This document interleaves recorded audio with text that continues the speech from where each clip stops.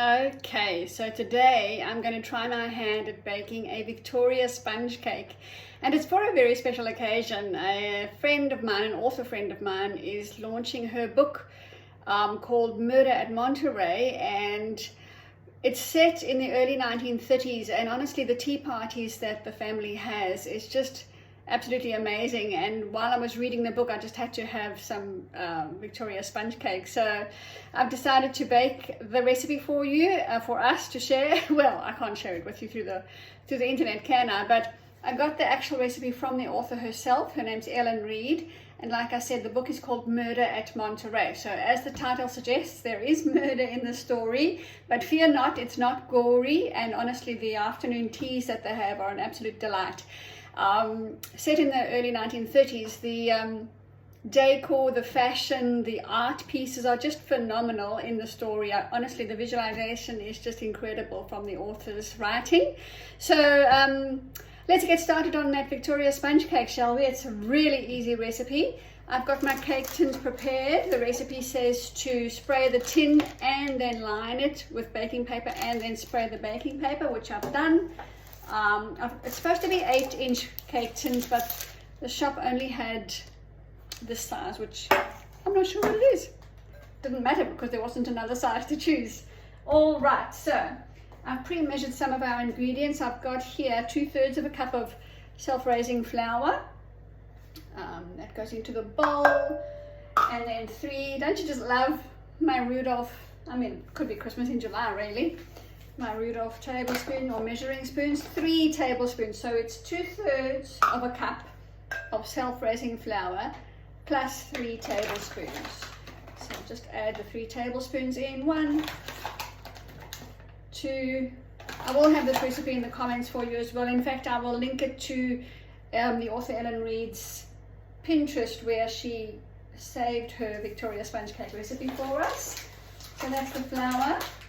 And then I've pre-measured a 1/2 cup of caster sugar. I had to pre-measure the 1/2 cup because I also needed the 1/2 cup measure for the butter. So the caster sugar goes in with the flour. It's a really, really easy recipe. Well, so far so good. And then we have got, let's do the butter next. 1/2 cup of butter, or in my case I've used spread. Should be softened enough. I've had it at room temperature for a little while. That'll do.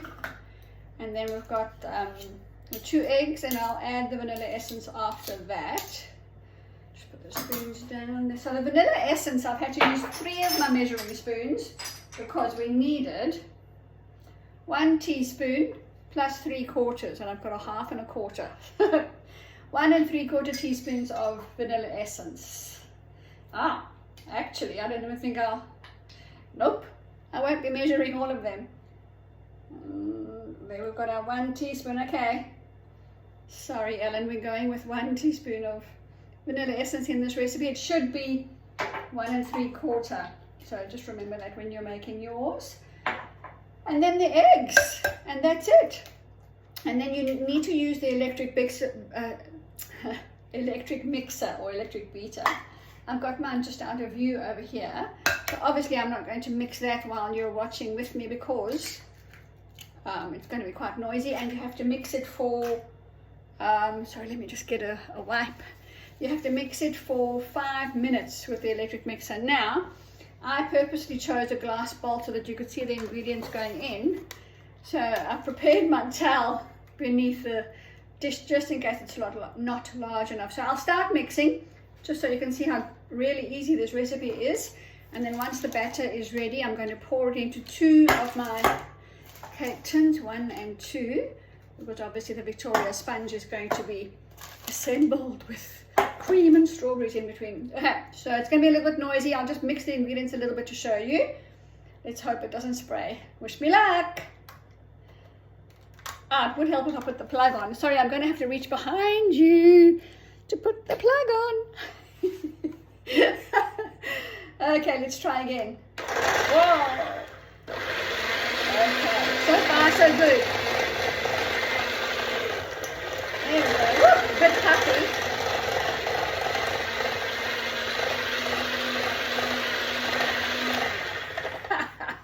Okay, so you can see how the dough is going to come together. I have to mix it for 5 minutes. So I'm going to say bye for now, and I'll be back shortly once the batter is ready to pour into the cake tins, and then we'll pop it into the oven. It bakes for 15 to 20 minutes, and I think because my baking tins are a little bit bigger than 8-inch, I'll probably choose the 15 minutes, not the 20 minutes, because the layers might be thinner. And that is at 162 degrees Celsius, and I think that's 325 Fahrenheit. Thanks for joining me. I'll be right back. Bye for now. Okay, I've switched back on because I just want to show you for the last minute of blending, I needed to use my spatula just to push the batter down off the edges into the bowl to make sure that all the batter gets mixed evenly. So once I've done that, I'm just going to give it one last whiz with the beater, and then we'll pour it into the pan.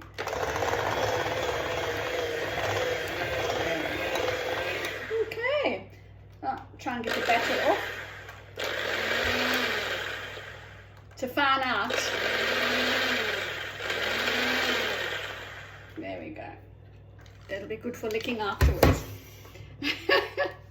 Okay, so here's my, in fact, what I realized is that this batter is only going to be enough for one pan, so I am going to have to make the second layer after this layer, which is fine, not a problem. All the more to eat, right? Fortunately, I won't be eating it all by myself. I do have friends coming to visit this weekend, so it was a perfectly good occasion for a Victoria sponge cake. So there the batter goes into the prepared cake tin. Like I said, the cake tin itself is sprayed with non-stick spray, then it's lined with baking paper, and the baking paper too is sprayed with non-stick spray, so I shouldn't have any problem getting the getting the cake out of the tin once it's baked. I will show you once it's smoothed down. You have to smooth it down with a spatula, so it bakes nice and evenly. We don't really want it rising too much in the middle because Victoria sponge cake, as you know, is the layer cake, so it's got to be quite flat so that it layers kind of like a sandwich, really. I'm just smoothing the batter down, and then I'll show you. One of the recipes that I read, just for a bit of guidelines, said to make a sort of not a hollow, but kind of a sort of an indent in the middle to make sure that it doesn't rise too much. So I'll try and do that as best I can. And then I'm going to pop it in the oven. Sort of, there we go. Okay. Thanks again. I'll show you once this layer comes out from the oven after 15 minutes. And then once I've baked the second layer, we'll assemble it with the delicious cream and strawberries. Bye for now.